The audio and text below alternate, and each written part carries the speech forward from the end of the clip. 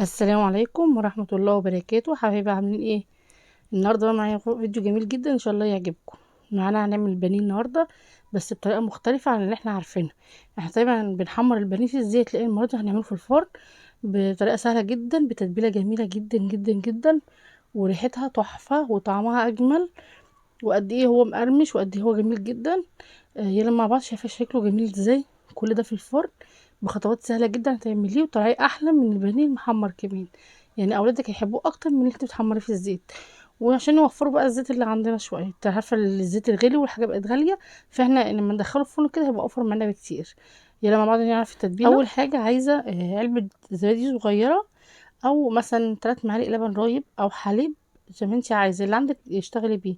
بس لو هو عندك حليب احط عليه معلقه خل كبيره، وسيبيه 10 دقايق كده على جنب ولا 5 دقايق، هيقطع معاكي لوحده، هيبقى لبن رايب. تمام. اللي عندك موجود اشتغلي بيه، يبقى زبادي لبن رايب او لبن حليب، بس هنحط عليه معلقه خل.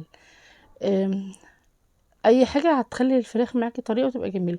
هننزل عليها بايه بقى؟ هننزل عليها ببصلايه مبشوره، وحاولي تخليها مبشوره ناعمه. انا بشرتها على الناحيه الخشنه فطلعت معايا خشنه شويه، لا انت بشروها على الناحيه الناعمه عشان تطلع معاكي ناعمه شويه. وعايزه بقى كمان طماطميه برضو مبشوره، يبقى بصلايه كده صغيره مش كبيره، او حسب الكميه انت تعملها. يعني ده كل اللي انا بعمله نص كيلو، فنص كيلو خدت عليه بصلايه صغيره وطماطميه ايه صغيره. لو حابه تضربي كل المكونات دي في الكبه عادي، يعني ممكن تضربي البصل مع الطماطم. لو بتحبيها سبايسي ممكن تحطي مع قرن فلفل اللي هو السبايسي كمان. تمام. هنزل بقى كمان بحوالي ايه 3 فصوص توم مهروسين، 3 بس مش اكتر. يعني لو كبير، لو توم كبير ممكن تحطي فصين. هقلب بقى التتبيله الجميله دي، وهنزل بقى بالبهارات. البهارات بقى عباره عن ايه؟ ربع معلقه او نص معلقه صغيره، نص معلقه صغيره بابريكا، ونص معلقه صغيره برضو فلفل اسود. يعني حطيت بابريكا وفلفل اسود وملح بس، ما حطيتش حاجه اكتر من كده. ونسيت اقولك، عايزه عصير ليمونه واحده بس. يعني عصير ليمونه واحده بس كفايه. ما حطيتش انا توم باودر ولا بصل باودر، لاني انا حطيتهم فريش، فانا خدت النكهه بتاعتهم الفريش، مش عايزاهم باودر.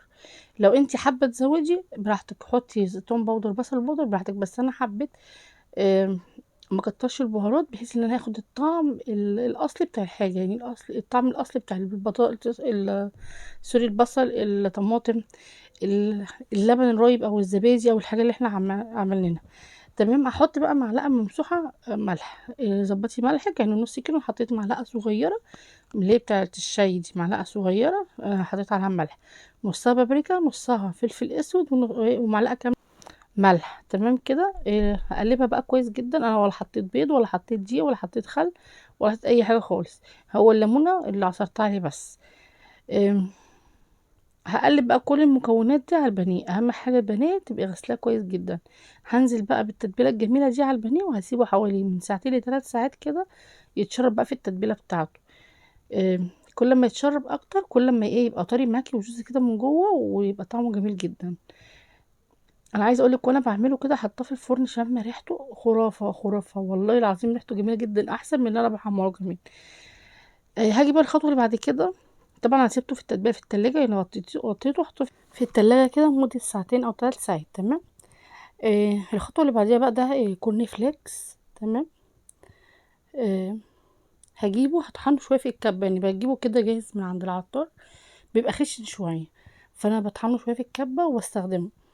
او ممكن تستخدمي مش عايزاه، ممكن تستخدمي البقسماط العادي بتاع البانيه. تمام. او عايزه تستخدمي فيجيتار. في فيجيتار سايب عند العطار برضو، بتجيبي برضو بالوزن نص او ربع زي ما انت عايزه، برضو بيبقى جميل. مش عايزه خالص عادي، ممكن تشويها كده في الفرن عادي برضو. في حاجه كمان ممكن تجيبي كرانشي او شيتوس، اللي هو بتاع المكرمشات بتاعت الاولاد اللي بيجيبوها في اكياس كده جاهزه من بره. كرانشي او سيتوس او الحاجات دي برضو بتجيبيها تفرميها في الكبه كويس جدا وتنعميها وتشتغلي بيها. بصي عندك اختيارات كتيره جدا ممكن تشتغلي بيها، شوفي بقى الاختيار اللي يريحك واشتغلي بيه.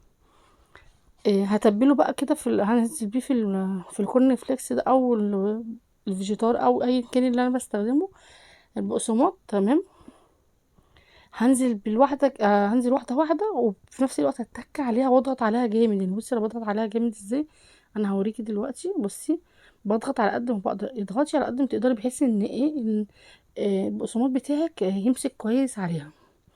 انا ولا استخدمت بيض ولا لبن ولا اي حاجه خالص، انا خدت من التتبيله بتاعتها حطيتها في الفيجيتار او البقسماط بتاعي. تمام. هعمل كده بقى وارصه بقى في ايه، في قلب صينيه كده مدهونه زيت، زيت خفيف يعني مش لازم يبقى تقيل. وانا بقى شغاله معاكي كده هقولك على درجه حراره الفرن. انا بدخله، تمام، لو انت هتولعي الفرن من تحت هدخله على الرف، اول رف من تحت خالص، تمام، مش على الارضيه، لا اول رف من تحت. احط الصينيه، ما اقعدش احرك فيه كل شويه، لا اول هو لما يستوي من تحت هتلاقيه ابتدى يسيب كده من الصينيه. تمام. تقلبي الناحيه التانية. بصي انا كده رصيته في الصينيه بتاعه الفرن بالمنظر ده. تمام. دهنتها بس ايه رشه زيت. آه، متقعديش تستعجلي عليه وتقعدي تقلبي فيه كل شويه علشان الكفر بتاعه ما يطلعش. آه، هنعمل ايه بقى؟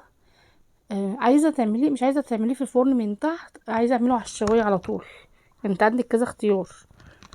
وعايزه اعمله بقى في الفرن على طول، فوق تحت الشوايه. يعني ينفع معاكي في ارضيه الفرن تبقى مشغلاها، واول ما يحمر تطلعيه فوق الشوايه ياخد لون. في بقى حاجه تانية، انا بطلعه مثلا على تحت الشوايه على طول. اخلي الشوايه نص، احط الشوايه بتاعتها النار بتاعتها تبقى النص، بلاش تبقى عاليه قوي، يبقى ايه النار بتاعتها متوسطه. واحط الصينيه ديت في الرف الوسطاني، في الرف الوسطاني. هيدي حمار، وفي نفس الوقت هيستوي براحته. وبعد ما تخلصي برضو تقلبي الجنب التاني، ده لو على الشوايه بس. في الفرن من تحت خليه هياخد سوا من تحت كامل. بعد كده طلعيه تحت الشوايه 5 6 دقايق كده ان شاء الله هيحمر معاكي كويس. انا بقى خلصته بقى بالمنظر دوت. وطبعا الشوايه بتبقى افضل بكتير بصراحه، انا بحب اقف تحت الشوايه، بيبقى اسرع ويبقى انضف. بس اهم حاجه الشوايه تبقى نارها متوسطه. ده شكل البانيه بتاعنا، وانا عملته جنب مكرونه بيضه كده وعليها صوص احمر. تمام. اتمنى بقى ان الفيديو يكون عجبك النهارده. متنسينيش سبسكرايب لقناتي قلت اول مره اتفرج عليا، وفعلي زر الجرس عشان يوصلك كل فيديو جديد انا بنزله. دمت في رعايه الله وحفظه، والسلام عليكم ورحمه الله وبركاته.